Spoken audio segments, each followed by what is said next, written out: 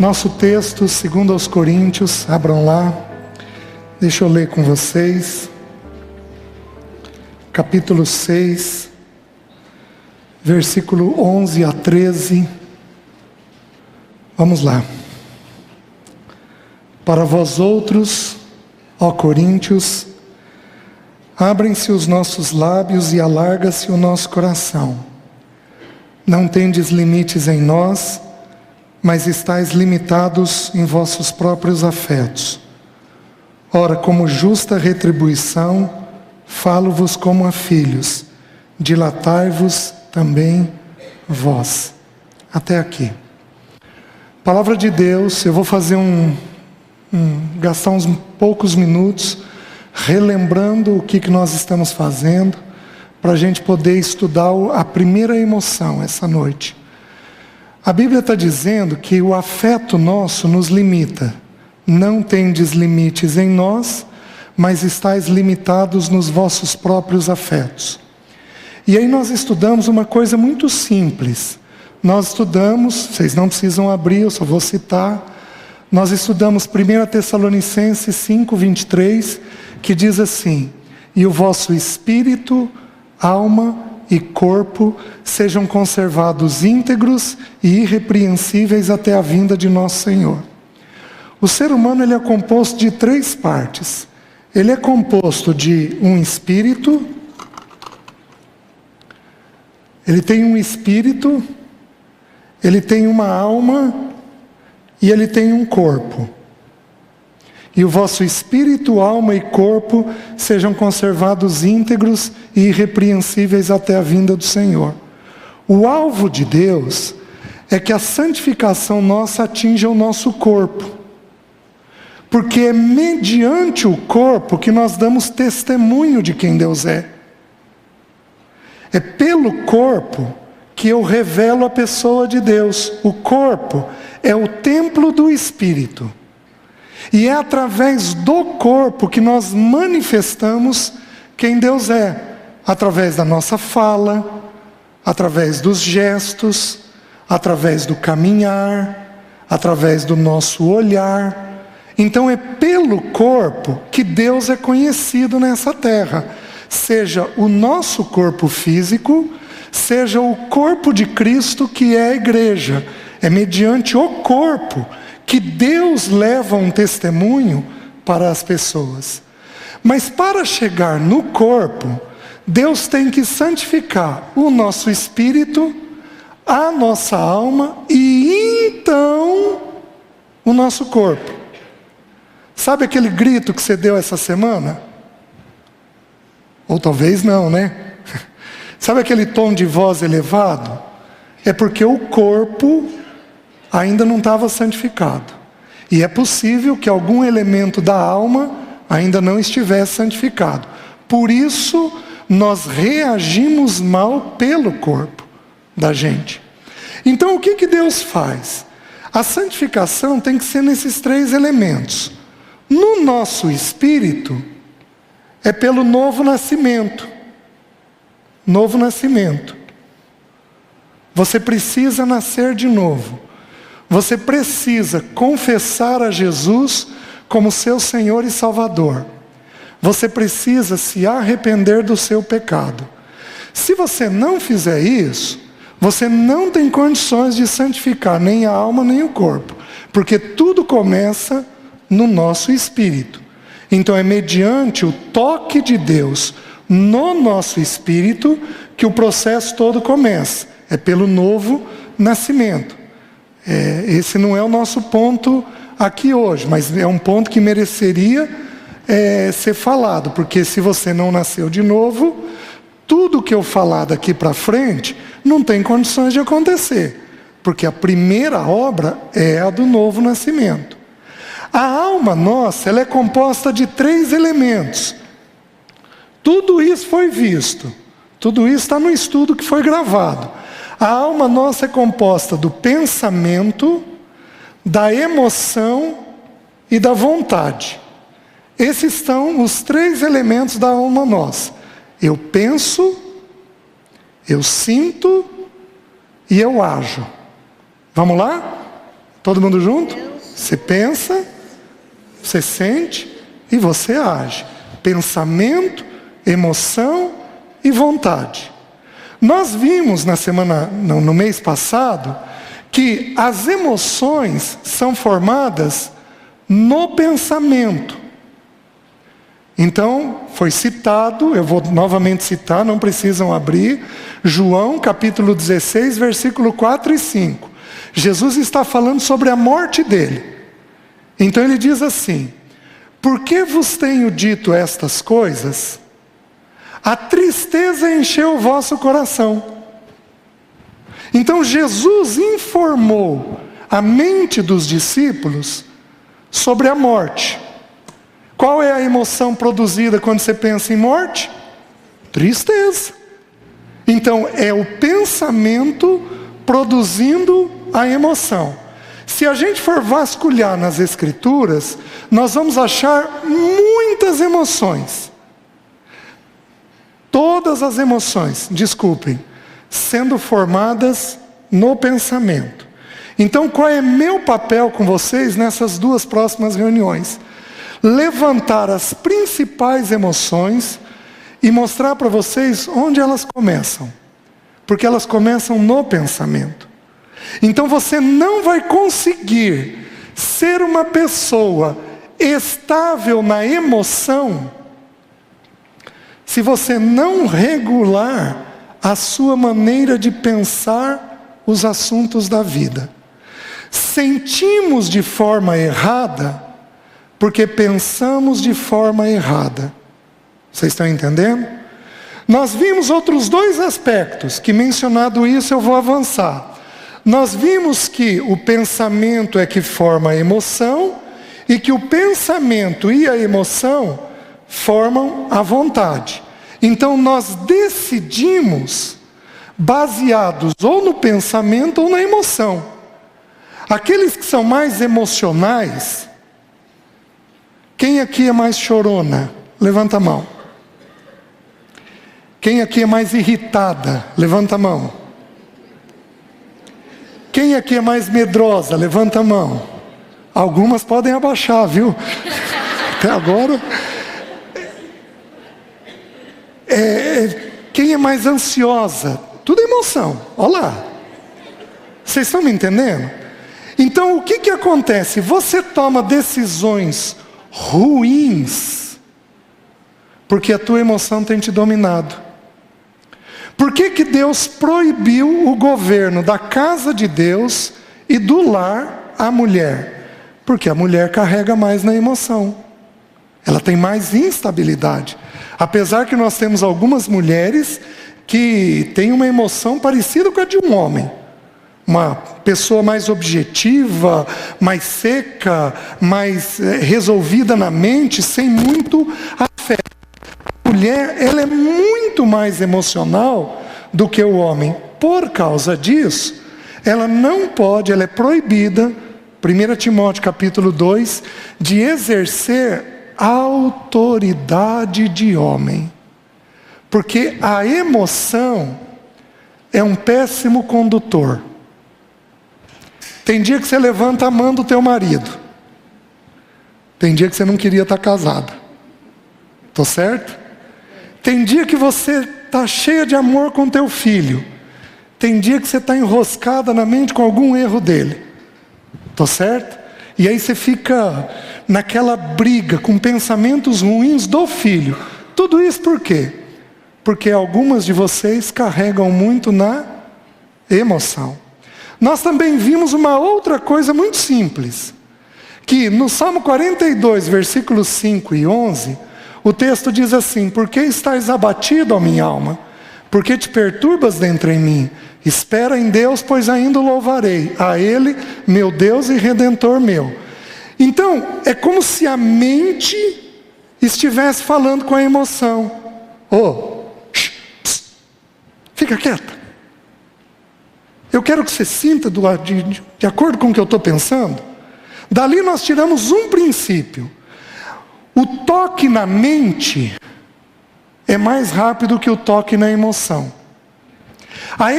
A mente ela é santificada no entendimento. Você compreendeu na mente, está resolvido. Mas fazer este pensamento se tornar uma emoção adequada, você pode levar meses dentro dele. Vocês estão entendendo? Então, no processo de santificação, primeiro vem o pensamento, para depois vir a emoção. Então você pode estar resolvida aqui e lutando aqui. Tem um autor cristão, acho que eu mencionei isso no estudo, que diz que a distância do céu e do inferno é de 1 palmo. Entre aquilo que você pensa e aquilo que você sente.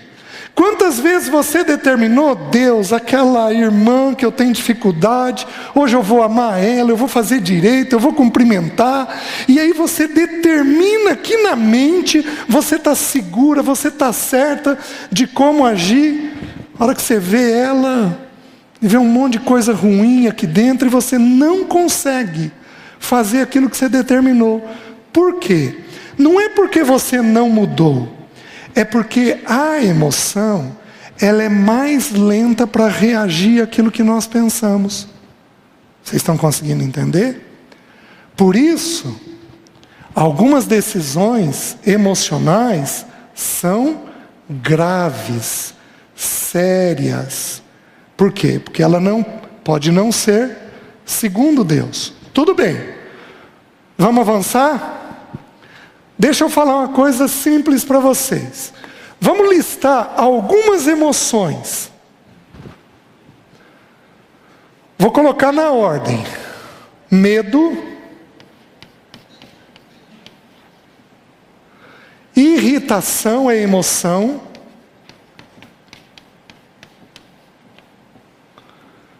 a angústia, aliás, ansiedade.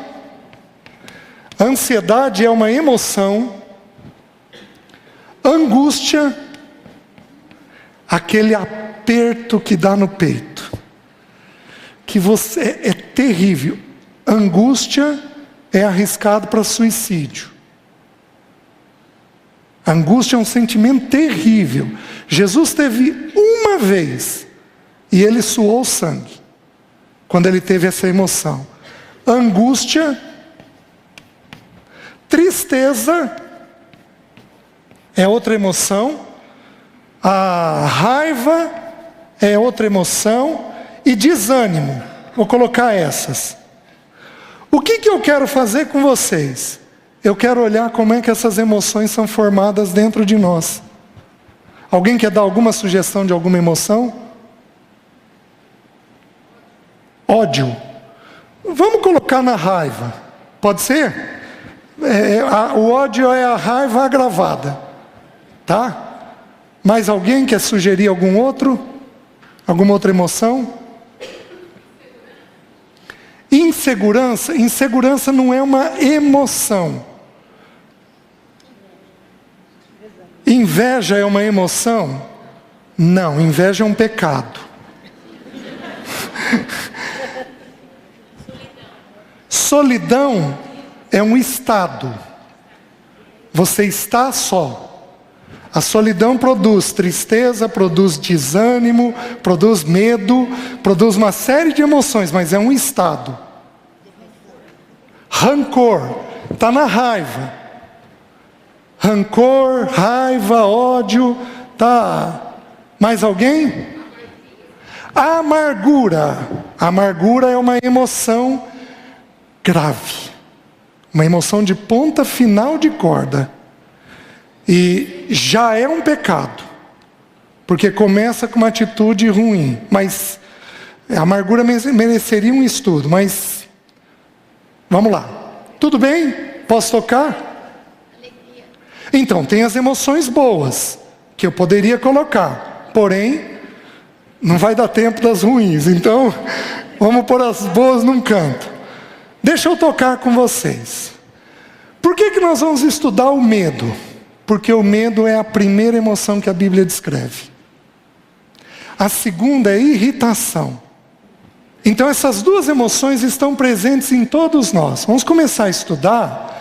Então nós estamos partindo de um pressuposto, que toda emoção deriva de onde? Qual é o pensamento que produz o medo? Vamos tentar ver. Abram em Gênesis.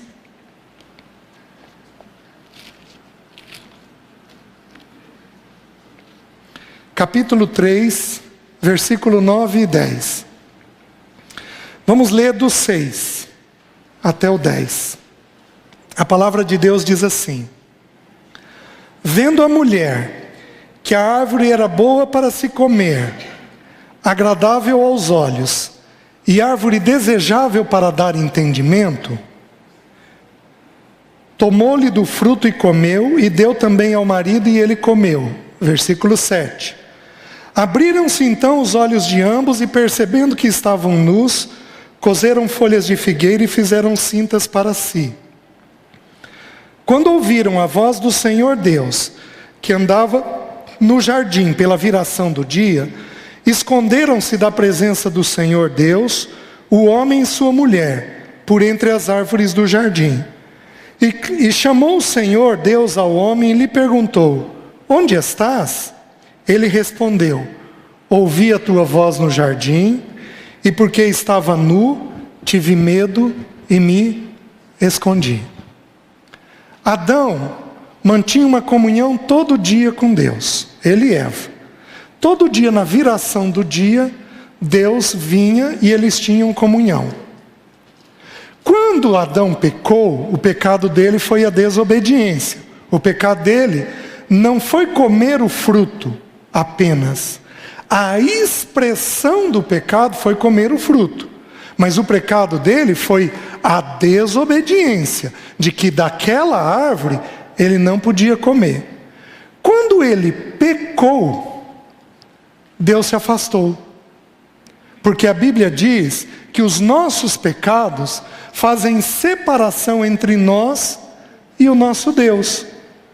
Quando Deus se afastou, Adão percebeu que havia pecado, ele se viu nu.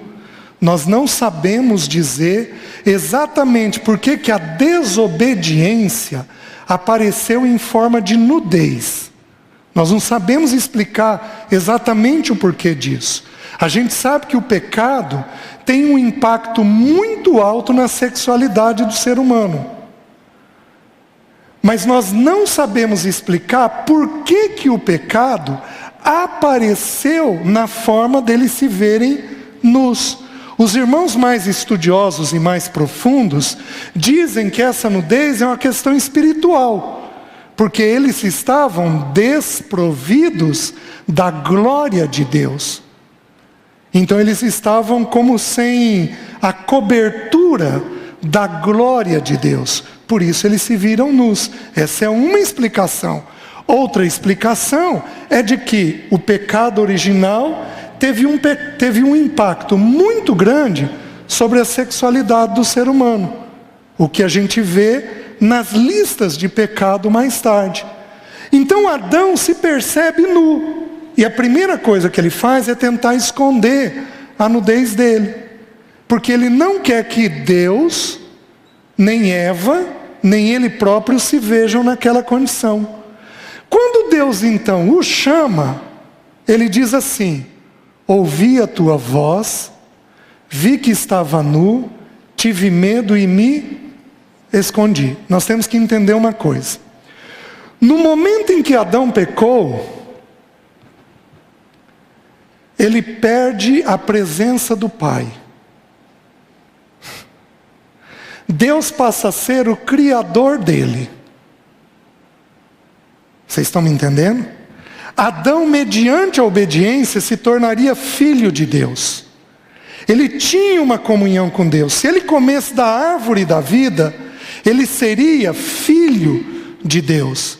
Mas no momento em que ele peca, ele se encontra na condição de criação e não mais de filho. Então aquele relacionamento próximo, amoroso, gentil que ele tem, ele perde. Então o medo é formado onde? O medo é formado da ausência do Pai.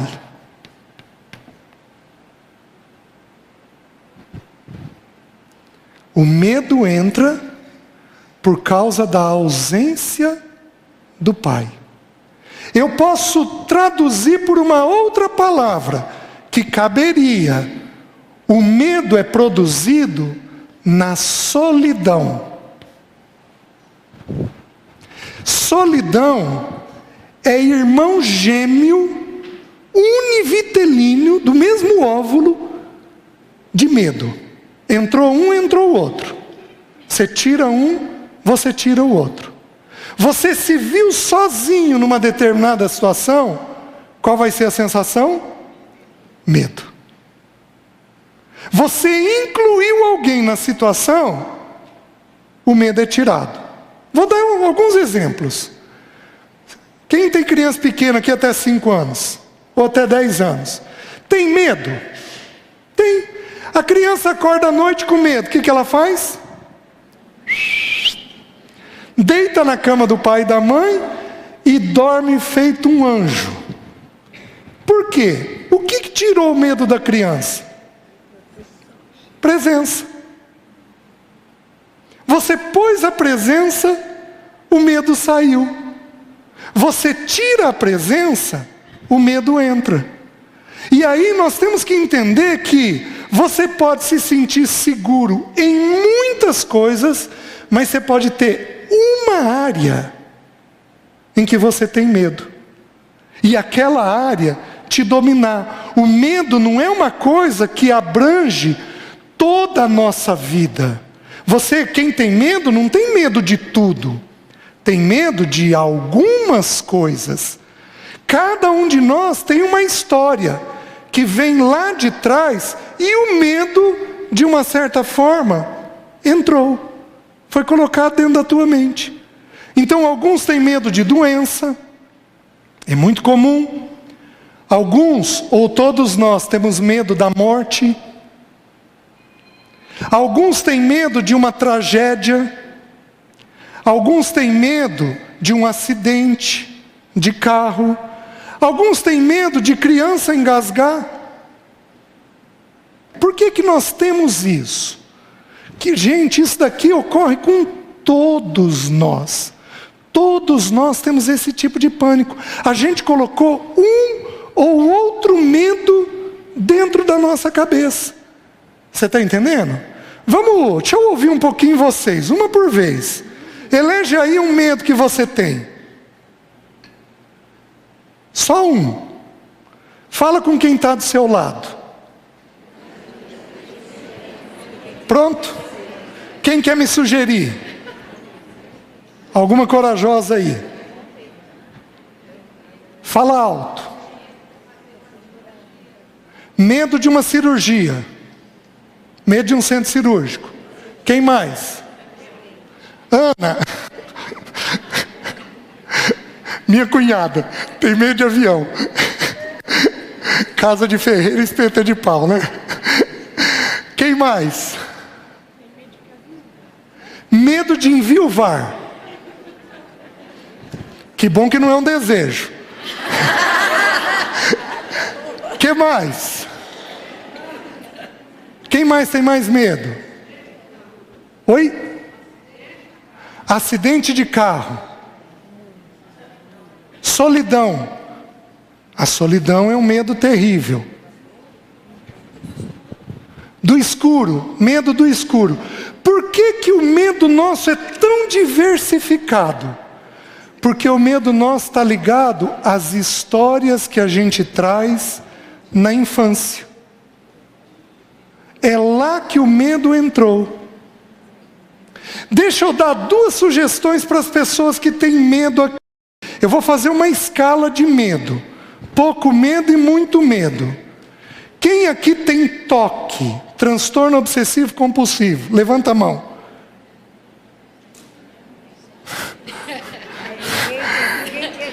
Ninguém quer encarar? Quem aqui é perfeccionista? Levanta a mão.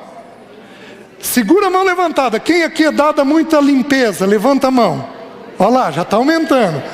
Quem aqui é dado a verificar janela e porta? Levanta a mão. Ó, está aumentando o coro. Então, quem tem TOC, transtorno obsessivo compulsivo, tem toque porque é medroso. Mas sabe de onde deriva? Deriva de uma sensação de medo na vida. Então, a pessoa que tem toque, ela segue um raciocínio. Eu vou manter tudo em ordem, porque se tudo estiver em ordem, eu estou segura. Você já terminou de limpar a casa, olhou tudo limpinho e falou assim: parece que está tudo em ordem, parece que você está segura. Sabe o que é isso? Isso é uma manifestação de medo, só que manifesta no toque. Você quer ver outra pessoa que vai ter muito medo? As pessoas que são irritadas. Na família de Adão, Adão teve medo. E Caim teve o quê? Irritação. Por que andas irado? Por que descaiu o teu semblante? Porque situações de medo deixam as pessoas irritadas. Quantas vezes o teu marido chegou em casa irritado porque as finanças não tinham saído do jeito que ele queria no trabalho? Não foi nenhuma nem duas vezes, não. A irritação sendo provocada pelo medo. Então, o medo, ele gera um dano dentro de nós muito grande. E ele começa exatamente porque nós nos distanciamos de Deus. Nós hoje nascemos em pecado. Nós nascemos sem Deus Pai. Nós nos tornamos filhos mediante o novo nascimento. Mas até nascermos de novo, o medo domina o nosso coração, porque a gente tem uma sensação de solidão. A gente tem uma sensação de que a gente não é amparado, de que a gente não é cuidado. Vocês estão conseguindo me entender? Mãe tira medo? Tira. Mas quem tira o medo de um jeito melhor é o pai. É impressionante. Você coloca o pai cuidando de determinadas situações, aquela sensação dissipa, aquela sensação de medo. Por isso que as irmãs aqui, que tiveram pais muito trabalhadores, muito ausentes, muito distantes, elas tiveram um risco de ter um medo mais acentuado. Vocês estão conseguindo entender? Por quê? Porque não teve a figura paterna dentro de casa. À medida que a figura paterna está, é mais fácil de você dissipar o medo. Porque o medo está diretamente ligado à figura do pai. Tudo bem? Alguma dúvida? Alguma incerteza? Às vezes a tua dúvida vale para outro.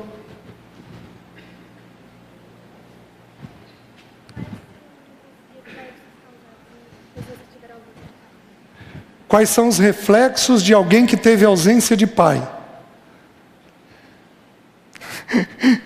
Eu vou correr o risco de fugir um pouquinho, tá? Mas a ausência de pai, por exemplo, o pai prende o cérebro do filho. O pai prende o pensamento, a mãe não consegue. Então a criança está pensando: eu não vou bem na escola, eu não vou bem, eu vou reprovar nessa prova, nessa matéria, eu vou reprovar de ano. A mãe: filho, olha a tua nota é boa, isso não vai acontecer, você está assustado demais, você vai muito bem na escola. O que a mãe fala arranha o cérebro da criança. O pai chega e diz assim: querido, você tem nota boa, você vai conseguir bem. Gente, parece que prende o pensamento. Porque na Bíblia, pai põe limite e mãe não. Quem põe limite nas Escrituras é pai. Então o primeiro grande benefício da presença do pai: a mente fica mais presa, os pensamentos não correm soltos. Nós temos o nível de ansiedade que temos hoje porque nós homens somos os culpados. Falta homem dentro das casas. Mas falta mesmo homens dentro da casa. Olha, sem medo de errar. Essa reunião aqui é feita em várias igrejas em Maringá tem reunião de mulheres, mas não vai ter o mesmo nível de reunião para homens. Falta homens bem trabalhados dentro de casa. Respondi só um pouquinho, tá?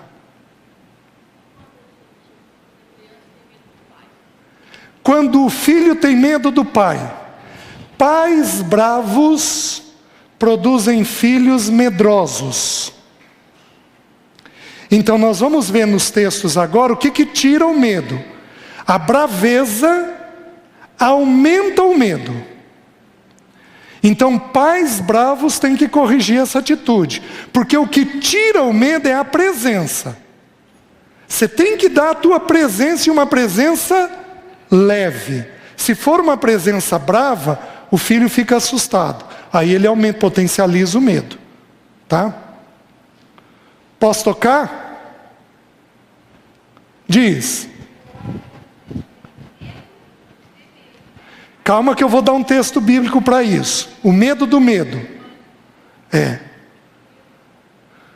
Posso tocar?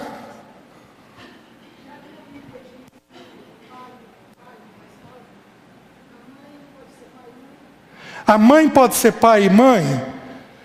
Sim e não. Se tiver pai, a mãe tem que fazer de tudo para o pai tentar estar presente. O pai não tendo condições, ela vai fazer um trabalho parcial. Porque se a mãe, qual é o grande problema? Quando a mãe tenta fazer o papel do pai, ela não faz nem o do pai nem o dela. Aí a criança fica desprovida de pai e mãe. Então a mulher tem que se concentrar no dela, no papel dela. Tanto que nem a viúva consegue fazer o papel do pai. Porque Deus fez o quê? Deus diz que ele seria o pai dos órfãos. Você está me entendendo? Então não dá para fazer. É meio delicado. Última pergunta e a gente avança. Você pode forçar uma pessoa a enfrentar o seu medo? Eu acho que eu trocaria a frase. Você pode levar uma criança a enfrentar o seu medo? Porque tudo que é forçado, Deus não está presente. Então, uma coisa é você forçar. Outra coisa é você produzir um entendimento e ela ter um mínimo de aceitação para fazer aquilo. Entendeu? Então, você levar uma criança a enfrentar o medo, esse é o papel. Você forçar ela a enfrentar, isso pode ser um tiro no pé. Você pode gerar um pânico fazendo isso. Posso tocar? Vamos dar uma olhadinha nos textos bíblicos. Quais os danos que o medo deixa? O medo deixa 3 danos. Deixa eu mostrar para vocês. O primeiro, nós vimos em Gênesis. O primeiro dano que o medo deixa. Gênesis 3:10. Ouvi a tua voz no jardim, tive medo e me... Quem tem medo não fala a verdade. Quem tem medo não fala a verdade. A criança, isso daqui não é um estudo sobre educação de filhos, então nós vamos tomar cuidado para não enveredar por esse lado, tá? A criança, até os 8 anos, o vocabulário dela é relativamente limitado. Aos 9 anos, o vocabulário dela abre. O dicionáriozinho dela amplia de um jeito enorme. E ela passa, então, a elaborar conceitos na cabeça dela. Então, até os 9 anos, quando ela ainda tem um vocabulário limitado, se ela tiver pai ou mãe bravos, ríspidos, irritados, a tendência da criança é não falar a verdade, porque ela tem medo. Agora, olha o tamanho do nó que nós temos. A verdade liberta, a verdade gera comunhão, e a verdade produz sanidade mental. Você comprometer a lição da verdade é correr o risco de ter grandes danos sobre a vida da criança.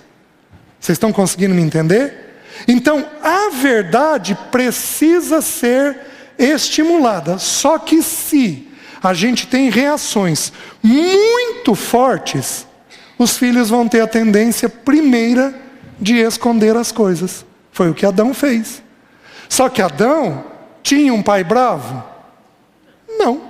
Deus era ríspido? Não. Então não havia da parte de Deus nenhum erro. Havia da parte de Adão o pecado. Quando nós temos o problema na parte dos pais, aí essa questão da verdade fica comprometida. Minhas queridas, eu fui muito bravo. Só que eu fui entendendo essas verdades que eu estou ministrando para vocês.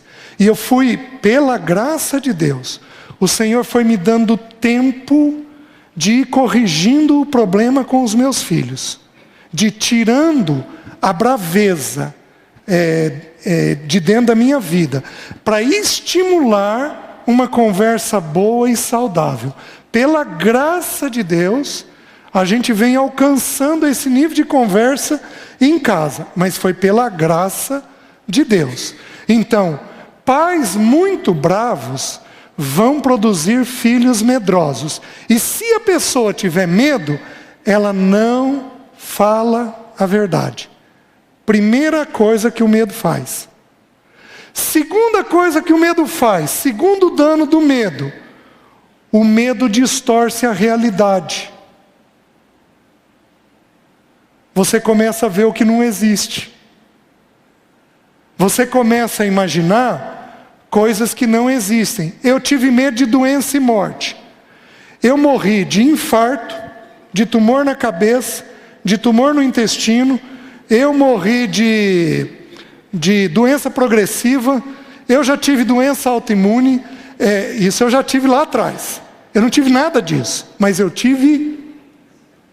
O medo produz determinadas certezas dentro de nós.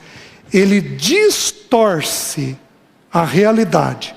Porém, eu estou dando prova bíblica para vocês dos textos. Abram em Números, capítulo 13, versículo 33. Moisés mandou os 12 espias ver a terra. Os 12 espias voltam, gente, 2 espias para carregar um cacho de uva. A terra era muito boa, muito fértil. Vocês sabem quem é o maior exportador de flores do mundo? Israel. Uma terra deserta. Porque é um cantinho abençoado por Deus. É a única região da Palestina que não tem petróleo. Por não ter petróleo, Deus salvou a cultura. Porque quem tem petróleo, todos os países que têm petróleo viveram a monocultura. O país não desenvolveu. Israel não tinha nada disso. Israel teve que desenvolver. 90% dos computadores do mundo, os sistemas são produzidos em Israel. O lugar mais seguro do mundo, ou pelo menos a polícia mais eficiente do mundo, é o Mossad, a Polícia Federal de Israel. Israel é uma terra abençoada. Os 12 espias foram e voltaram encantados com a terra. Porém, 10 deles olharam e viram que na terra haviam gigantes. Lá tinha os Enaquins, que eram pessoas que tinham mais de 3 metros de altura. Então, olha como é que eles viram os gigantes. Versículo 33.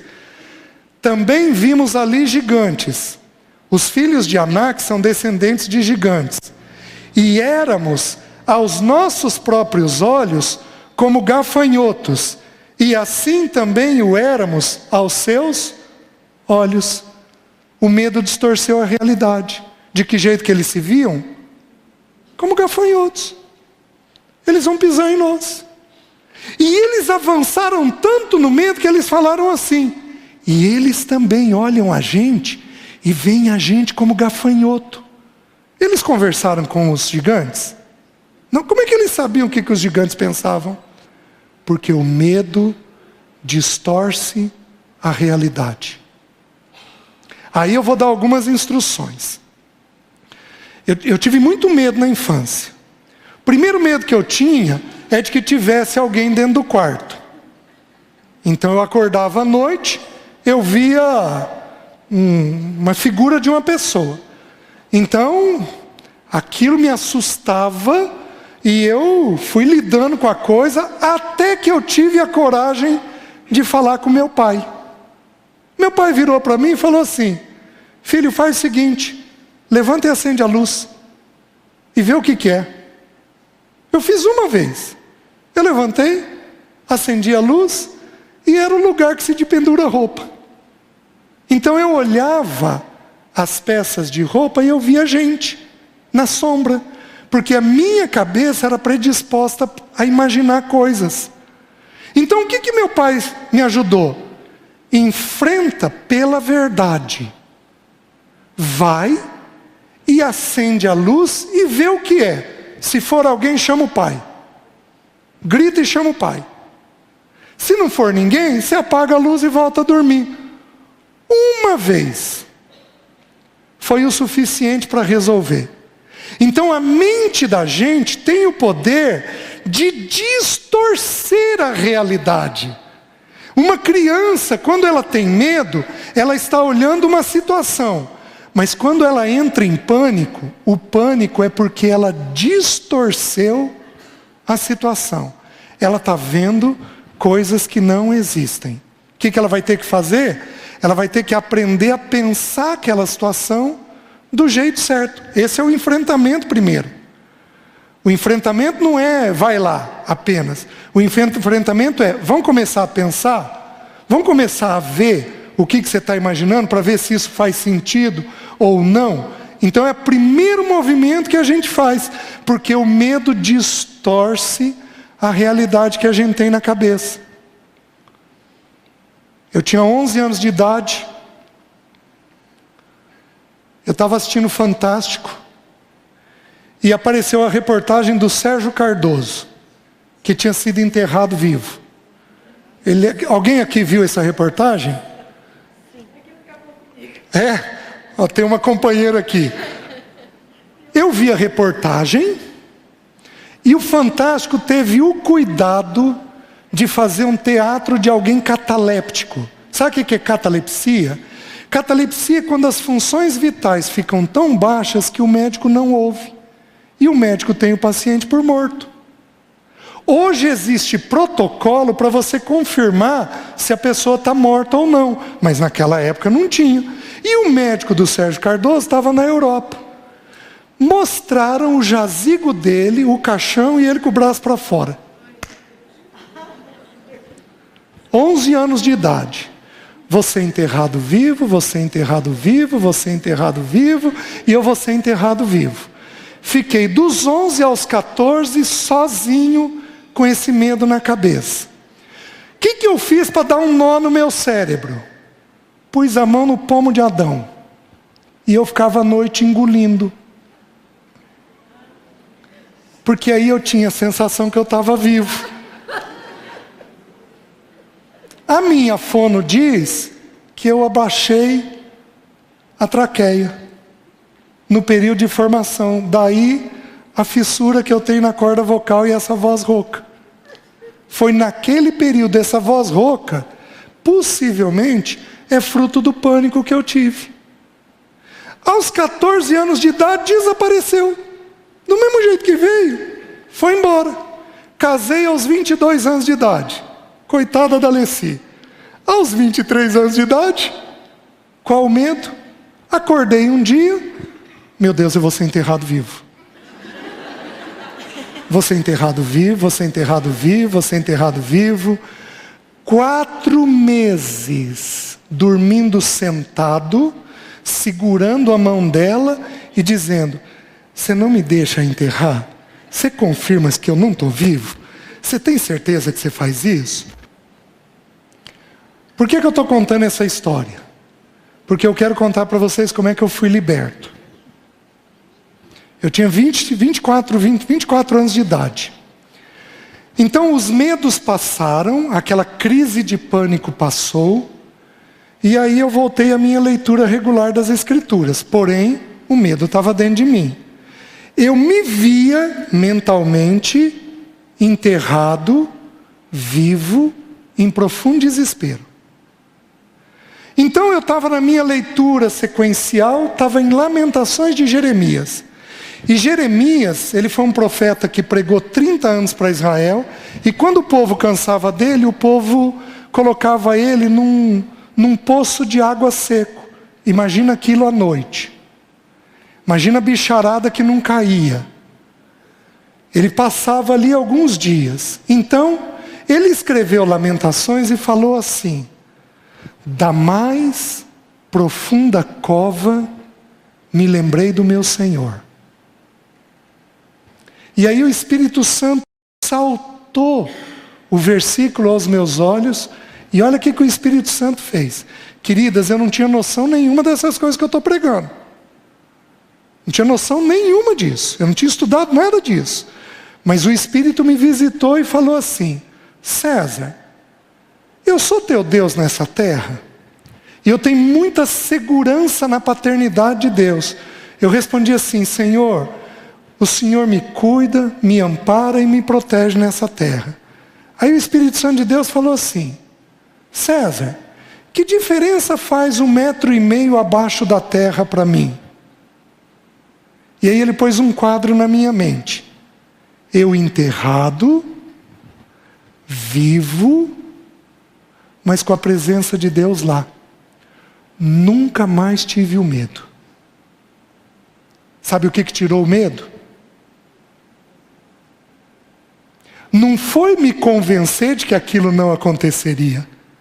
O que tirou o medo é que o Pai foi incluído naquela situação.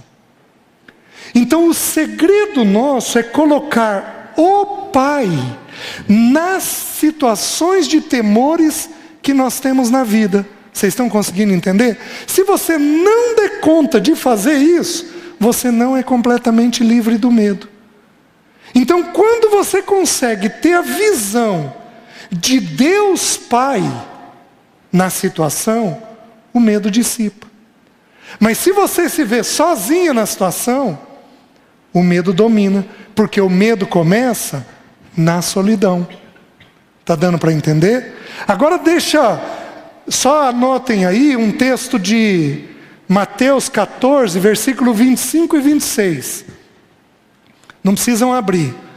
Quando os discípulos estavam no barquinho naquela tempestade, e Jesus vem vindo sobre as águas. Eles estavam com medo da tempestade, e quando eles olharam Jesus, o que eles falaram que era? Era o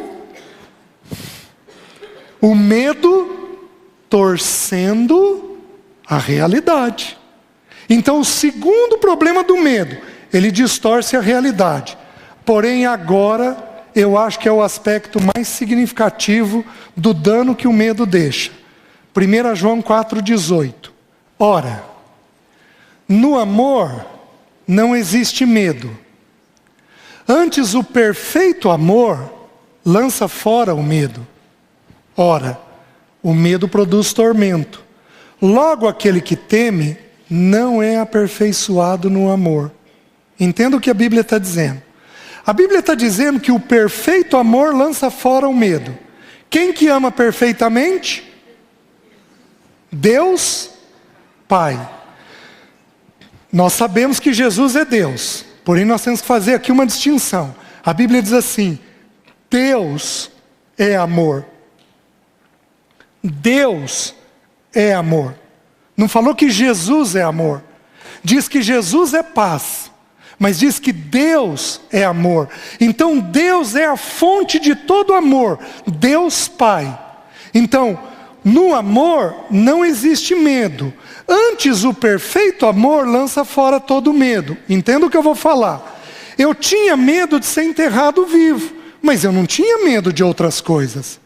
Então, Não é que Deus não era o meu pai e eu não sentia o amor dele.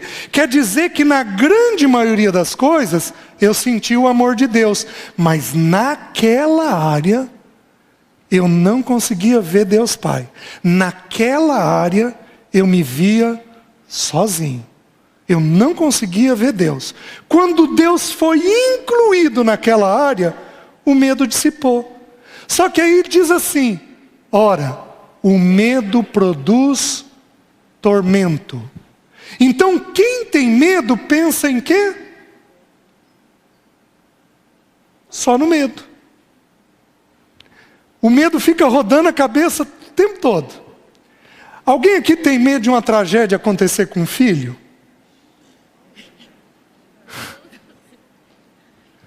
O dia que você está mais apreensiva, você consegue amar teu marido? Por quê? Porque o medo produz tormento. Logo, aquele que teme não é aperfeiçoado no amor. O terceiro dano que o medo deixa é que o medo compromete o amor da gente. Você não consegue desenvolver um amor adequado porque você é tomado por uma sensação de medo. O medo é igual a dívida. O medo rouba a cabeça. Você fica o tempo todo em torno daquele assunto. Se você deve, o assunto de dívida fica o tempo todo na sua cabeça. Se você tem medo, o assunto do medo fica o dia todo na sua cabeça. Você está me entendendo? E aí, como a tua cabeça está ocupada pelo medo, a tua percepção vai lá para o chinelo. E aí você não percebe filho, você não percebe marido, você não percebe parente, você não consegue perceber. Não percebendo, você não consegue desenvolver uma atitude adequada. Por quê? Porque você está tomada pelo medo.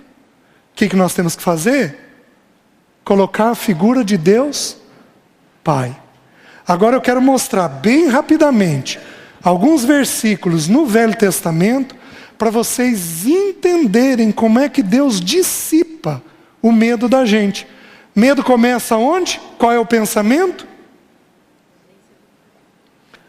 A ausência do Pai. Você vê uma situação, não vê Deus Pai naquela situação, aí o teu coração é tomado pelo medo. Esse é o raciocínio. Onde é que nós corrigimos a emoção do medo? Ensinando a mente a colocar a figura de Deus Pai naquela situação. Vocês querem ver os textos de Isaías? Gente, mas é uma coisa maravilhosa. Deixa eu começar com Gênesis 15. Com Abraão.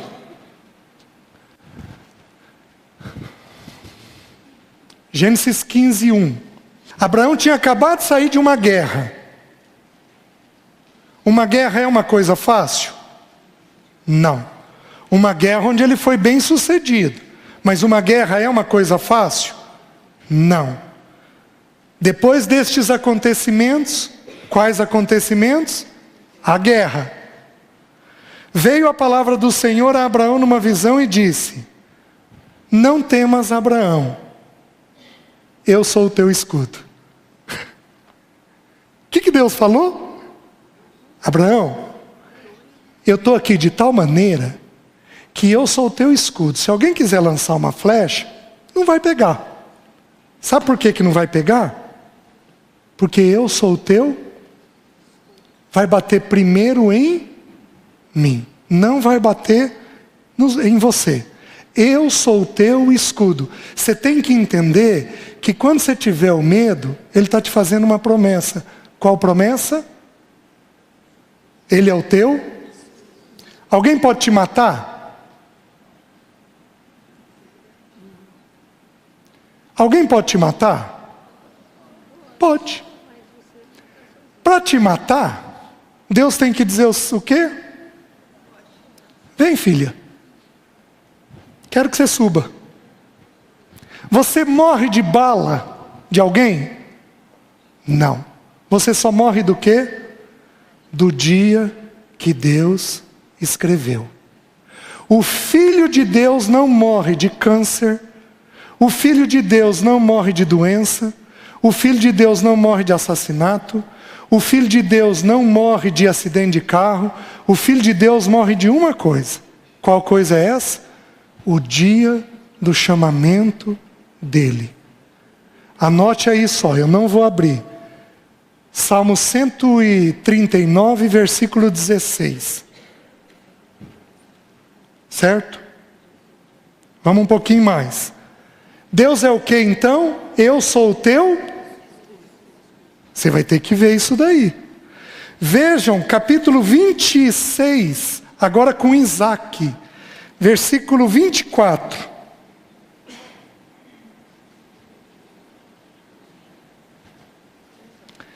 Isaac estava na terra dos filisteus, e Isaac prosperou. E aí, como uma de vocês falou, o povo teve inveja de Isaac. E na inveja, cavaram os poços de Isaac. Ele abria poços, lembra que é uma terra deserta. O povo ia lá, os inimigos, e tampavam os poços dele, de tal maneira que ele era pastor e não tinha água para o seu rebanho. Então ele está numa situação onde ele está enfrentando uma oposição enorme. Olha o que Deus diz. Na mesma noite lhe apareceu o Senhor e disse: eu sou o Deus de Abraão, teu pai. Não temas, porque eu sou contigo. O que Deus fez? 26, 24 de Gênesis. O que Deus fez? Você vai ter inimigos? Vai. Você vai ter gente que não gosta de você? Vai. Você vai ter gente que vai fazer mal para você? Vai. Porém eu estou te fazendo uma promessa. Eu cuidei do teu pai e eu vou cuidar de você. Eu sou o teu Deus. Você tem que ter dois assuntos em mente para ser liberto do medo. Você tem que ter a soberania de Deus e você tem que ter a paternidade de Deus. Na soberania, Ele é poderoso para não deixar ninguém relar o dedo em você. E na paternidade, Ele é amoroso para cuidar de você de tal maneira que nada de ruim te aconteça. Vocês estão me entendendo? Soberania e paternidade. Que mais? Abram em Isaías, capítulo 41. Desculpem. Êxodo 33, 14. Esse texto é importante.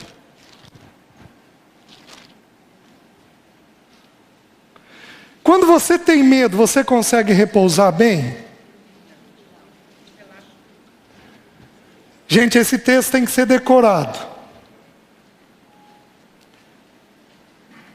Qual é o medo que você tem? Põe o versículo agora nesse medo. Diz assim: a minha presença irá contigo, e eu te darei descanso. Sabe o que é a palavra descanso no hebraico? Eu te darei repouso. O que dá repouso?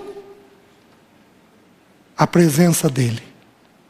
É você ter a presença dele que vai te dar a sensação de repouso. Gente, você tem que conhecer o teu pai. Você tem que conhecer a paternidade de Deus. Você tem que conhecer como ele cuida, como ele ampara, como ele protege. Você tem que conhecer que ele te conhece de antes da fundação do mundo. Ele sabe da tua história, do teu ventre. Você não tinha nascido. E Ele já conhece toda a tua história. Você vai ver isso agora nos textos. Você tem que entender que Ele tem um caso de amor com você. Ninguém te toca. Ninguém produz uma dor em você sem que Ele o permita. Você não está sob um risco. Você não está sob uma ameaça. Por quê? Porque você tem um pai que que determinou te formar, te criar, te amparar, até o dia de você ir habitar com Ele. Este Pai determinou isso. Temos medo quando não temos o Pai. Colocamos o Pai, o medo dissipa. Vocês estão entendendo? Vejam o texto de Isaías 41, versículo 8 em diante. Diz assim: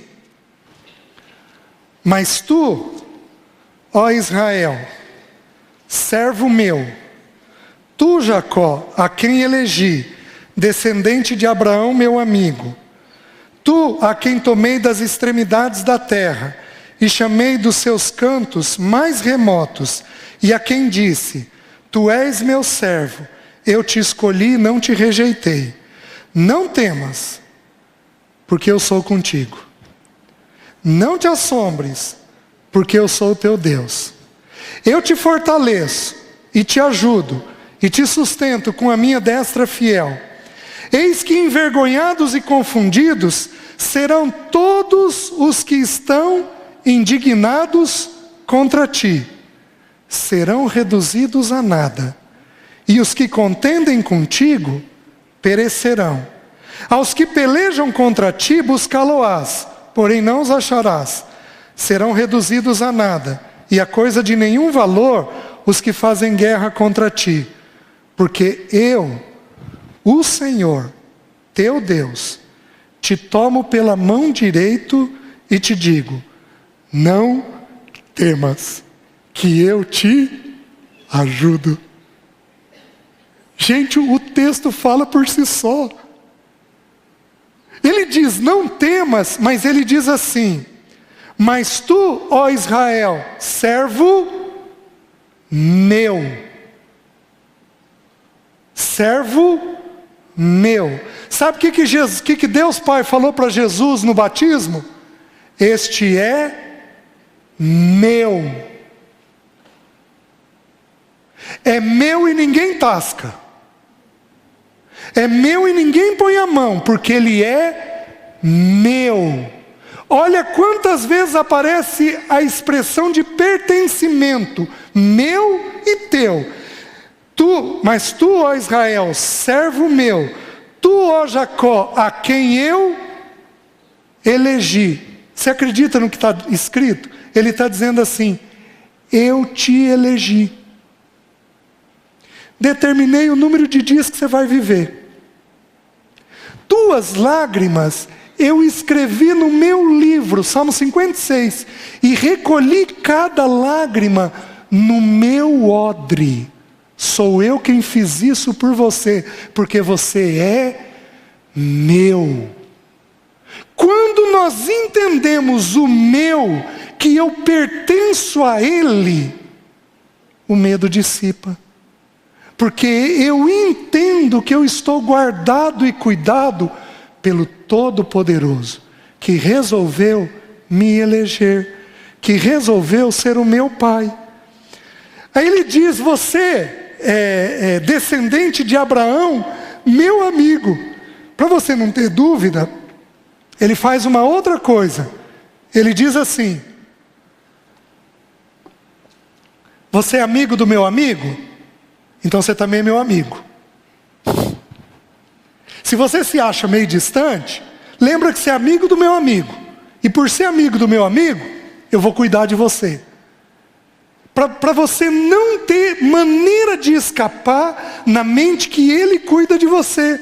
Aí diz assim: tu, a quem tomei das extremidades da terra, e chamei dos seus cantos mais remotos. Gente, um filho nosso está sob risco. Sabe o que ele faz com os nossos filhos? Chama dos cantos mais remotos.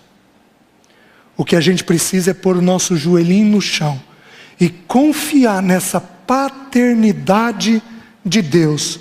Tu és meu servo, eu te escolhi e não te rejeitei. Você pertence a mim.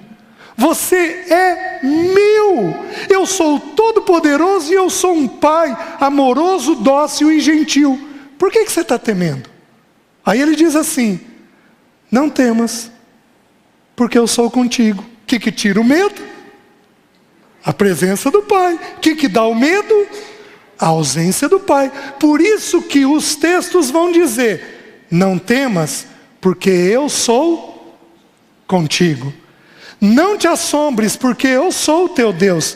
Tem alguma coisa que te assusta? Muitos de vocês falaram aqui coisas. Você vai ter que pegar a situação que te assusta, porque você não pode dizer: não, isso não vai acontecer. Como é que eu fui curado do medo de ser enterrado vivo? O Espírito Santo falou que não ia acontecer? Gente, quem tem pânico tem certeza que vai acontecer. Eu tinha certeza que ia acontecer. Então não adiantava a Alessi falar para mim: César, você está saudável. César, você não está morrendo. Porque eu tinha pânico. Eu tinha certeza que aquilo estava acontecendo. Onde é que eu fui curado? Deus não disse que aquilo não ia acontecer. Deus falou: se acontecer, eu vou estar lá com você. E o medo foi embora. Porque quando a presença dele entra, o medo dissipa. Então o nosso grande desafio é colocar esta paternidade de Deus nos temores que nós temos. Aí ele termina no 13, ele diz: eu te fortaleço, te ajudo e te sustento com a minha destra fiel. A destra é a mão direita, é a condução de Deus. Ele diz que ele é fiel nessa destra. O que significa a fidelidade de Deus? Significa que o que ele determinou fazer com você, ele vai fazer. Ele determinou que vai salvar teu filho, ele vai fazer. Ele determinou que vai te sustentar financeiramente, ele vai fazer. Ele determinou que não é dessa doença que você vai morrer, não é dessa doença que você vai morrer. Aquilo que ele determina, ele é fiel para fazer. Nós somos infiéis. Eu faço um monte de acordo que eu não vou cumprir, mas ele não.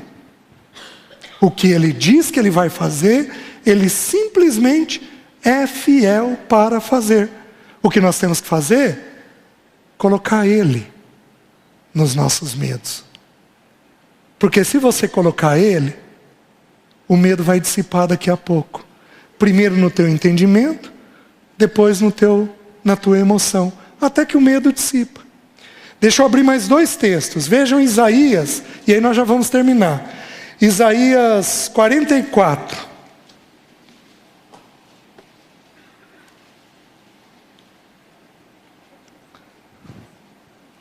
Versículo 1 e 2. Diz assim: agora, pois, ouve, ó Jacó, servo meu, e Israel, a quem escolhi. Assim diz o Senhor que te criou e te formou desde o... Ele cuida de você de quando? Por que você não teve uma doença grave? Por que teu parto não foi problemático? Ou por que você podia ter morrido e não morreu? Porque ele determinou que aquilo não ia acontecer. Eu te formei desde o ventre, e que te ajuda. Não temas, ó Jacó, servo meu, ó amado, a quem eu escolhi. Aqui aparece uma outra palavra. A primeira que apareceu foi o medo, lá em Isaías 41. Aqui aparece a palavra amado.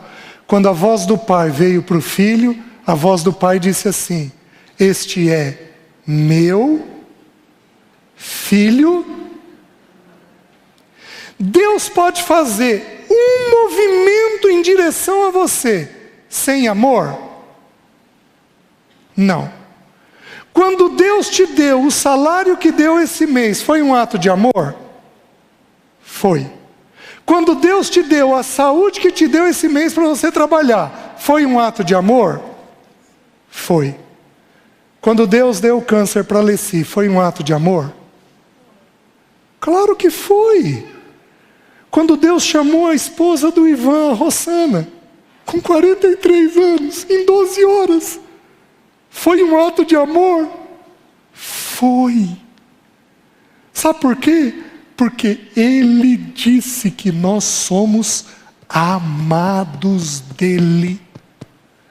Não importa o que Ele faz, não importa como Ele faz, não importa o tamanho da situação, eu nunca deixo de ser amado dEle. Você precisa conhecer este Pai. Porque se você não conhecer este Pai, você vai ser tomado pelos medos da vida. Está dando para entender? O último texto, Jeremias 1.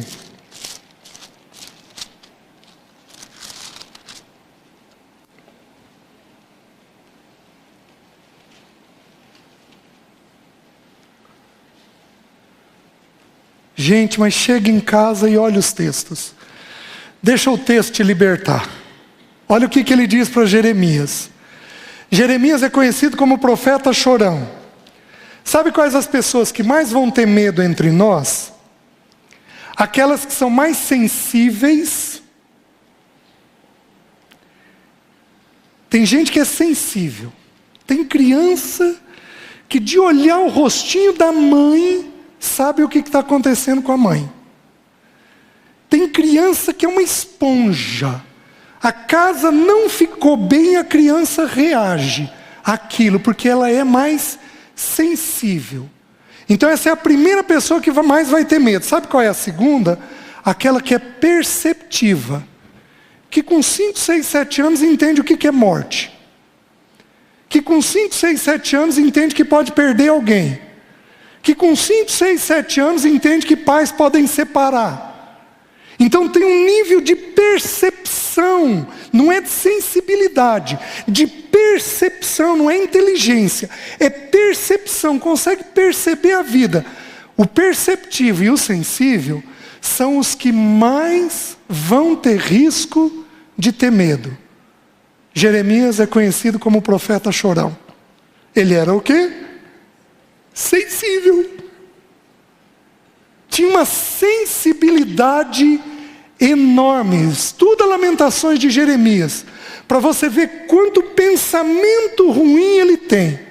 Aí ele vira e diz assim: a mim me veio a palavra do Senhor dizendo, antes que eu te formasse no ventre materno, capítulo 1, versículo 4, desculpem. A mim me veio, pois, a palavra do Senhor dizendo, antes que eu te formasse no ventre materno, eu te conheci. E antes que saísses da madre, te consagrei. E te constituí profeta às nações. Então lhe disse eu, Senhor Deus, eis que não sei falar, porque não passo de uma criança. Mas o Senhor me disse, o Senhor regulando o medo dele. Primeiro na mente, não digas não passo de uma criança, porque a quem eu te enviar irás, e tudo quanto eu te mandar falarás.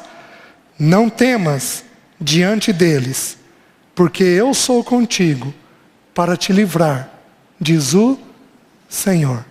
Gente, antes de você olhar, não temas porque eu sou contigo, você tem que olhar antes que você fosse formado no ventre. Eu te conheci. Ele tem uma história de amor com você. Aprove ao Pai construir uma história de amor com você. Nessa história, Ele nunca se separa de você. Você está entendendo? Você precisa ver isso. Quando você ver isso, você vai ver o não temas e vai ver eu sou contigo. Amém? Amém?